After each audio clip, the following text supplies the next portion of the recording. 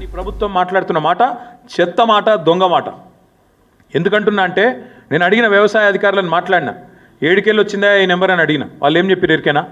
Sir ఏం లేదు sir, ఇప్పుడు పత్తి రైతు ఉంటాడు, కంది రైతు ఉంటాడు, చెరుకు రైతు ఉంటాడు, పసుపు రైతు ఉంటాడు, పోడు భూములు చేసుకునే రైతులు ఉంటారు.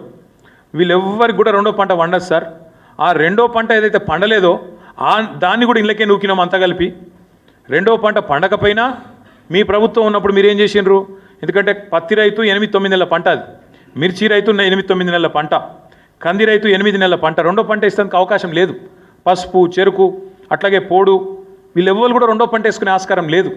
అయినా రైతు మంచిగా ఉండాలన్న ఉద్దేశంతో మా ప్రభుత్వంలో ఆనాడు మేము వాళ్ళందరికీ రెండో పంటకు కూడా పైసలు వేసినాం. పత్తి 44 లక్షల వండుతుంది, 44 లక్షల ఎకరాలలో వండుతుంది.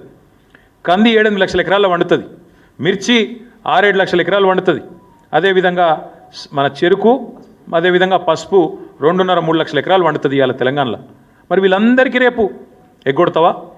మరి వాళ్ళు ఏమి ఇవ్వాలి ప్రమాణపత్రం? నువ్వు అడిగినట్టు అసలు ఎందుకు ఇవ్వాలి ప్రమాణపత్రం? మేము అడుగుతున్నాం ఇవ్వాలి.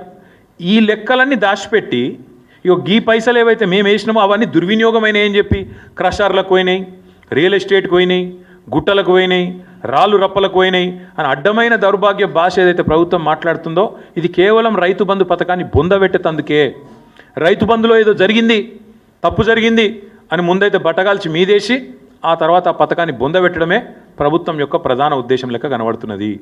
అందుకే మేము రాష్ట్ర రైతన్నలను అడుగుతున్నాం, నిలదీయండి, ప్రభుత్వాన్ని నిలదీయండి, అడగండి ఎందుకు ఇవ్వాలి ప్రమాణపత్రం. నేను పెట్టిన కదా ప్రజాపాలనల దరఖాస్తు, ఏడవైంది నా దరఖాస్తు అని అడుగుండ్రి. 1,06,00,000 మంది దరఖాస్తు పెట్టిండ్రు ప్రజా. మరి మొత్తం వివరాలు నీ ప్రభుత్వం కాడ ఉండాలి కదా. మరి ఎక్కడ పోయినాయి ఇప్పుడు ఆ వివరాలని? మళ్ళీ ఎందుకు అడుగుతున్నావు? ఎన్నిసార్లు అడుగుతావు? ఇప్పటికే 12 సీజన్లు కేసీఆర్ ప్రభుత్వం వేసింది కదా రైతు బంధు. మరి ఆ ఖాతాలన్నీ నీ దగ్గర ఉన్నాయి కదా. 70 లక్షల మంది ఖాతాలు నీ కాడున్నాయి. 80,000 కోట్లు ఆల్రెడీ ఖాతాలలో పడ్డాయి. వాళ్ళు ఎవరో నీకు ఎరికే, వాళ్ళ సర్వే నెంబర్ ఎరికే, వాళ్ళ మొత్తం విస్తీర్ణం ఎంత, పొలం ఎంత, ఎవరికి ఎంత ఉన్నది అన్నీ తెలుసు నీకు. తెలిసి కూడా ఇవాళ మళ్ళొక్కసారి నువ్వు ఈ ప్రయత్నం చేస్తున్నావు అంటే ఖచ్చితంగా ఇవాళ కటింగులు పెట్టేందుకు, ఎగ్గొట్టేందుకే అనేది స్పష్టంగా కనబడతా ఉన్నది. అందుకే మేము రైతులను అంటా ఉన్నాం, నిలదీయండి ప్రభుత్వాన్ని, అడగండి. ఏమడగండి? ఈ పోస్టర్లు ఊరూరా వేస్తాం. ప్రభుత్వం ఇప్పటి వరకు ఎగ్గొట్టింది, ఈ ప్రభుత్వం వచ్చినాక ఎగ్గొట్టింది ఒక్కొక్క రైతుకు మొత్తం అందరు రైతులు కలిపితే దాదాపు 26,500 కోట్ల రూపాయలు. పోస్టర్లు ఊరూరా వేస్తాం. చెప్పు సమాధానం ఒక్కొక్క రైతుకు. నువ్వు చెప్పిన ప్రకారం ఏమన్నావు నువ్వు అన్నాడు? డిసెంబర్ 3కు ముందు తీసుకుంటే 5,000, డిసెంబర్ 3 తర్వాత తీసుకుంటే 7,500 ఎకరానికి. ఇది రేవంత్ రెడ్డి చెప్పిన మాట. వేసినావా మరి 7,500 చొప్పున? ఒక్కలకన్నా పడ్డదా ఈ రాష్ట్రంలో? అందుకే మేము అంటున్నాం, ఒక్కొక్క రైతుకు ఒక్కొక్క ఎకరానికి నువ్వు పడ్డ బాకీ 17,500 రూపాయలు. ఒక ఎకరానికి బాకీ 17,500. ఒక ఎకరానికి 17,500 అయితే ఇగో 2 ఎకరాలకు ఎంత, ఎవరికైనా ఎక్కలు రాకపోతే 2 ఎకరాలకు ఎంత, 3 ఎకరాలకు ఎంత, 7 ఎకరాలకు ఎంత, ఇవన్నీ ఊరూరా పోస్టర్లు వేస్తాం. రైతులు అడుగుతారు, ప్రభుత్వాన్ని సమాధానం చెప్పాలి. ఎందుకంటే నువ్వు తప్పించుకుంటా అనుకుంటున్నావు, రైతు బంధును మొత్తానికి బొండిగా విసికి చంపేస్తా అనుకుంటున్నావు. రైతు బంధును లేకుండా చేస్తే కేసీఆర్ ఆనవాళ్ళు లేకుండా పోతాయి అనే ఒక చిల్లర ప్రయత్నం రేవంత్ రెడ్డి చేస్తున్నాడు. కానీ వదిలిపెట్టాం, బరాబర్ అడుగుతాం, అన్నీ అడుగుతాం. దమ్ముంటే ప్రభుత్వానికి డిక్లరేషన్ నువ్వు ఎంత రుణమాఫీ చేసినావు, ఏ ఊళ్ళో ఎంతమందికి అయింది, ఎన్ని పైసలు ఇచ్చినావు, నువ్వు పెట్టు ప్రమాణపత్రం, నువ్వు పెట్టు డిక్లరేషన్. ఏ ఊళ్ళే ఎంతమందికి రైతు బంధు పోయింది, ఎన్ని పైసలు పోయినాయి, ఎవరికి ఎంత ముట్టినాయి, దమ్ముంటే పెట్టు. బోనస్ ఎవరికి ఎంత వచ్చింది ఊళ్ళే పెట్టు. ఏ ఊరికి రైతు కూలీలు ఎంతమంది ఉన్నారో పెట్టు. ఏ ఊళ్ళో కౌలు రైతులు ఎంతమంది ఉన్నారో పెట్టు. భూ యజమానులు ఎంతమంది ఉన్నారో పెట్టు. అప్పుడు హిసాబ్ కితాబ్ మొత్తం కూడా రైతులు లెక్కదిస్తారు. మా దగ్గర స్పష్టమైన సమాచారం ఉంది కాబట్టే ఆ రోజు భూ రికార్డుల ప్రక్షాళన చేసి వెంటనే మేము మొత్తం రైతాంగానికి 70 లక్షల మంది రైతులు 1,52,00,000 ఎకరాలకు టంచన్గా రైతు బంధు వేసినాం.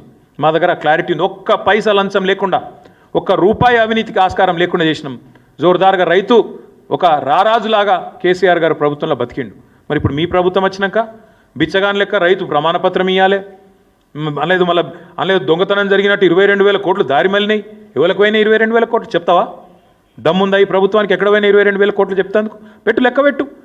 సూర్యాపేట ఎంత, సూర్యాపేట నియోజకవర్గంలో ఎన్ని పైసలు పోయినాయి, సిరిసిల్ల నియోజకవర్గంలో ఎన్ని పోయినాయి, మహబూబ్నగర్లో ఎన్ని పోయినాయి, హుజురాబాద్లో ఎన్ని పోయినాయి, మెదక్లు ఎన్ని పోయినాయి, మొత్తం పెట్టుర్రి. ఏ ఊరికి ఆ ఊరు పెట్టి లెక్క. అప్పుడు మొత్తం రాష్ట్ర రైతాంగం తీస్తుంది, హిసాబ్ కితాబ్ మొత్తం తీస్తుంది. ఎవరు దొంగలు, ఎవరు ఏంది, ఎవరు కాంగ్రెస్ వాళ్ళ మాటలేంది, ఇప్పుడేం జరుగుతున్నది విలేజ్ వైజ్ పెట్టండి, గ్రామాల వారీగా పెట్టండి, గ్రామ పంచాయతీ కాడ పెట్టండి. అవసరమైతే ప్రతి గ్రామంలో రైతు వేదిక ఉంది, రైతు వేదికల కాడ పెట్టండి. మేము ఈ ప్రభుత్వాన్ని డిమాండ్ చేసేది పిచ్చి పిచ్చి వేషాలు, పిచ్చి పిచ్చి ఆలోచనలు చేయకుండా స్పష్టంగా ఈ కొత్త దరఖాస్తులు మళ్ళా ప్రమాణ పత్రాలు రాసియాలే అనే పనికిమాలిన ఆలోచనలు బంద్ చేయండి. మొత్తంగా మీరే ఈ ప్రజాపాలన పేట తీసుకున్న దరఖాస్తులు మీ కాడ ఉన్నాయి, కొత్తగా తీసుకునే అవసరం లేదు. అందులో స్పష్టంగా రాసింది రైతు భరోసా కూడా తీసుకుంటున్నామని. మరి మళ్ళెందుకు తీసుకుంటున్నారో చెప్పండి. దమ్ముంటే ప్రభుత్వం గ్రామ పంచాయతీల వారీగా లిస్టు పెట్టాలి. గ్రామ పంచాయతీల వారీగా లిస్టు పెట్టు. ఏ ఊళ్ళో రుణమాఫీ ఎంత అయింది, రైతు బంధు ఎంతమందికి వచ్చింది, కౌలు రైతులు ఎంతమంది ఉన్నారు, భూ యజమానులు ఎంతమంది ఉన్నారు, రైతు కూలీలు ఎంతమంది ఉన్నారు, దుర్వినియోగం ఏ ఊళ్ళో ఎంత అయింది అది కూడా పెట్టు, చూస్తాం. అది కూడా సూర్యాపేటలో ఎంత అయింది, సిరిసిల్లలో ఎంత అయింది, ఏ జిల్లాలో ఎంత అయింది, దుర్వినియోగం జరిగింది అంటున్నావు కదా, వాళ్ళ సంగతి చెప్పు. అదేవిధంగా లబ్ధిదారులు ఎవరు దుర్వినియోగం చేసిండో కూడా పేరు పెట్టు. ఫలానా ఊళ్ళే ఫలానా ఎల్ఐ చేసిండు ఆయన పేరు పెట్టు. మొత్తం ఊరు చూస్తుంది.